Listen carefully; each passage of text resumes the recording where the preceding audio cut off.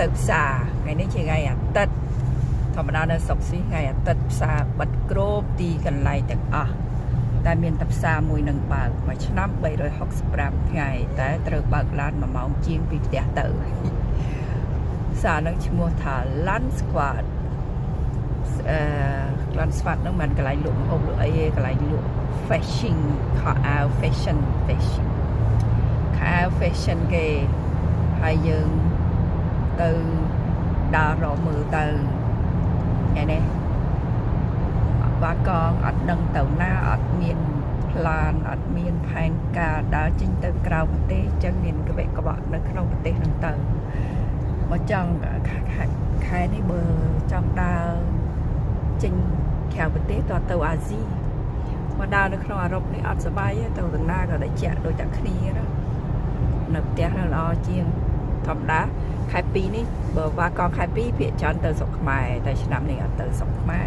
អញ្ចឹងនៅក្បេកក្បក់ក្នុងប្រទេសស្វីសនឹងទៅបានហើយមិនទៅណាទេឥ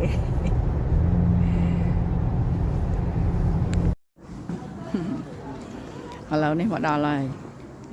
មកដល់តាទិញបានមួយស្បោងនេះ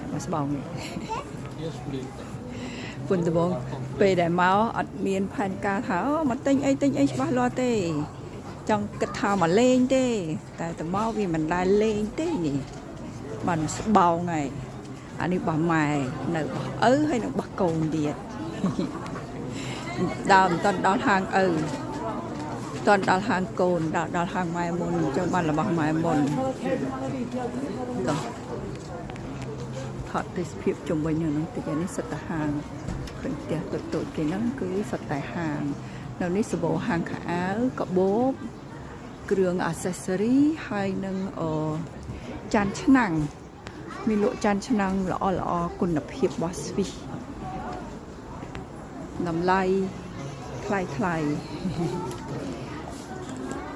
នោះហាង Lacoste របស់យើងធ្លាប់ចូលឥឡូវបិទគេជួសជុលហើយ